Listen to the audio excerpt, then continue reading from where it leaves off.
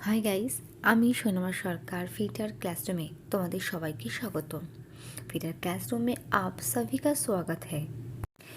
Sorry to से मैं पहले के जैसा वीडियो अपलोड नहीं कर पा रही हूँ और सीक्वेंसली, क्योंकि मैं CITS ट्रेनिंग करने के लिए एनस्टे हावड़ा में आई हूँ और यहाँ का बहुत प्रेशर है और हमारे जो टीचर्स है वो हमारा बहुत अच्छे से गाइड कर रहे हैं और बहुत अच्छे से सिखा भी रहे, इसीलिए मुझे वक्त नहीं मिल रहा है, इसीलिए बहुत बहुत सॉरी। तो आज हम लोग क्लासरूम में पढ़ेंगे एंगल प्लेट के बारे में। आज के আমরা অ্যাঙ্গেল প্লেটের বিষয়ে একটু চর্চা করব। অ্যাঙ্গেল প্লেট হলো একটা প্রিসিশন এল শেপ টুল। এল আকারে দেখতে, মানে সাইডের যে এসটা আছে এসটাকে এল আকারে দেখতে, এই জন্য একে বলছে এল শেপ টুল। আর এটা হচ্ছে মার্কিংয়ের সময় এটা খুব কাজে লাগে।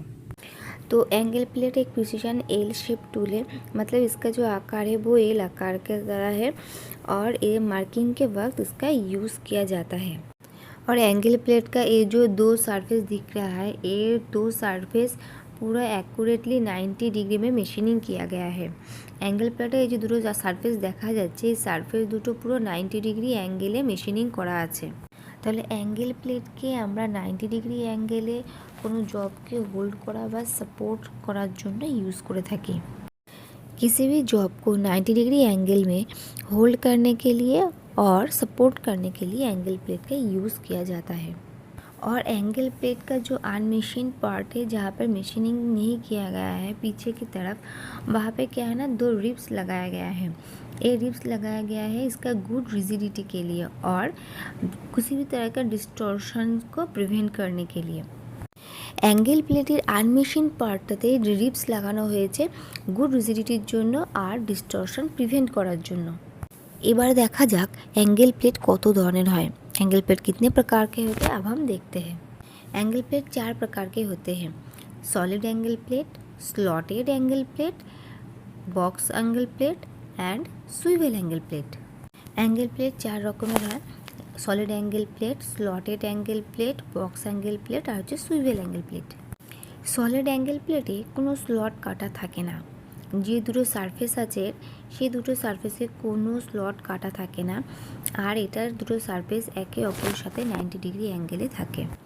सॉलिड एंगल प्लेट का जो दो सरफेस दिख रहा है, इस दो सरफेस में कोई भी स्लॉट नहीं काटा रहता है और ये मार्किंग के वक्त यूज़ किया जाता है जब सपोर्टिंग के लिए। और इसका जो दो सरफेस दिख रहा है वो 90 डिग्री एंगल में रहता है।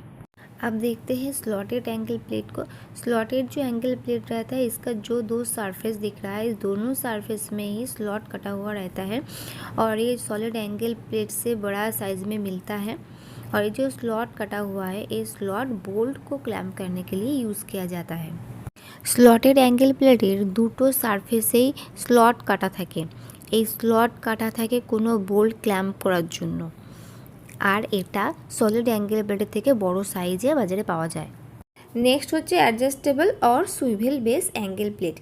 অ্যাডজাস্টেবল বলা হয়েছে মানে এই যে দুটো প্লেট দেখা যাচ্ছে, দুটো প্লেট অ্যাঙ্গেল প্লেটের ভিতরে এই যে দুখানা প্লেট দেখা যাচ্ছে, এই প্লেট দুটোর ভেতরকার অ্যাঙ্গেলকে অ্যাডজাস্ট করা যায় যে কোনো মানে রিকোয়ারমেন্ট অনুযায়ী যে কোনো অ্যাঙ্গেলে এই দুটো প্লেটের ভিতরে সেটা সেট করা যায়।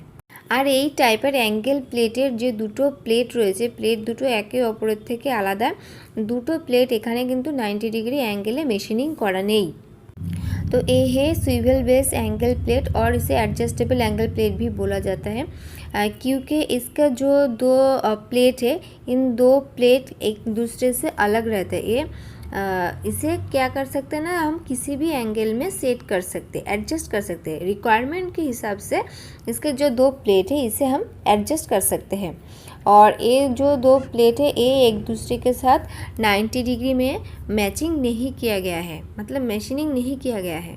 और ये দুটো প্লেটের ভিতরে একটি প্লেটে বিভিন্ন অ্যাঙ্গেলের গ্র্যাজুয়েশন মার্কিং করা থাকে যাতে কি হয় না, একটা প্লেটের সাপেক্ষে অন্য আরেকটা প্লেটের অ্যাঙ্গেল সেট করা যেতে পারে। আর যে কোনো অ্যাঙ্গেলে দুটো প্লেট লক করার জন্য একটা নাট बोल्ट থাকে। और एक प्लेट में विभिन्न कोनों की ग्रेजुएशन मार्किंग होती है ताकि दूसरे सतह के संबंध में झुकाव कोण का पता लगाया जा सके। और हम प्लेटों को एक आवश्यक कोण पर सेट कर सकते हैं। दो प्लेटों की किसी भी कोण पर लॉक करने के लिए एक नट बोल्ट भी रहता है। और ये है बॉक्स एंगल प्लेट। जस्ट इसे एक बॉक्स की तरह दिखता है, इसीलिए इसका नाम है box angle plate. Box angle প্লেটের স্ট্রাকচার একটা বক্সের মতো, সেই জন্য একে বক্স অ্যাঙ্গেল প্লেট বলা হয়। এই টাইপের অ্যাঙ্গেল প্লেটের 6টা প্লেট থাকে, যেগুলো প্রত্যেকটা একে অপরের সাথে 90 ডিগ্রি অ্যাঙ্গেলে সেট করা থাকে। অন্যান্য অ্যাঙ্গেল প্লেটের মতোই এরও কাজ সেম। इस तरह के एंगल प्लेट में 6 प्लेट बारी बारी से 90 डिग्री पर होती है और ये बॉक्स एंगल प्लेट का उपयोग दूसरे सभी एंगल प्लेटों के उपयोग के ही समान है। और इस एंगल प्लेट पर 6 प्लेटों में से प्रत्येक में स्लॉट होती है।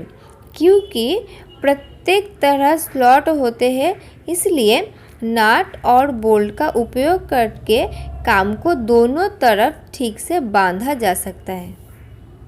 বক্স অ্যাঙ্গেল প্লেটের যে 6টি প্লেট থাকে তার প্রত্যেকটিতে স্লট কাটা থাকে।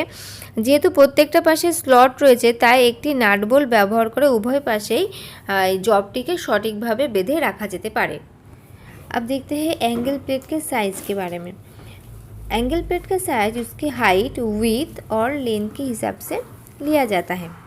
एंगल प्लेटेर साइज और हाइट, विड्थ और लेंथेर हिसाबे नेওয়া হয়। एंगल प्लेट का साइज नंबर 1 से 10 तक का होता है। एंगल प्लेटेर साइज नंबर 1 থেকে 10 অবধি হয়। যদি সাইজ নাম্বার 1 ধরি তাহলে ওর লেন্থ হবে 125 मिलीमीटर, विड्थ হবে 75 मिलीमीटर, हाइट হবে 100 मिलीमीटर। अगर हम उसका साइज नंबर 1 को देखें तो उसका लेंथ होगा 125 मिलीमीटर, उसका विड्थ होगा 75 मिलीमीटर एंड उसका हाइट होगा 100 मिलीमीटर। और ऐसे ही पूरा 1 से लेकर 10 तक का साइज नंबर अलग अलग दिया गया है। अब जानते हैं इसके ग्रेड के बारे में। ये ग्रेड 1 एंड ग्रेड 2 में आता है। ग्रेड 1 का जो है वो मोर एक्यूरेट है और ये टूल रूम में यूज़ किया जाता है, और जो ग्रेड 2 है वो जनरली यूज़ किया जाता है मशीन शॉप में काम करने के लिए। এবার দেখা যাক এই গ্রেডের ব্যাপারে।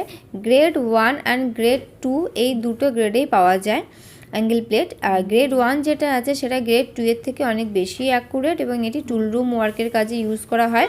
আর যেটা গ্রেড 2 আছে সেটা সাধারণত মেশিন শপ ওয়ার্কের জন্য ইউজ করা হয়। और इसके स्पेसिफिकेशन अंतर्गत आता है इसका साइज और इसका ग्रेड।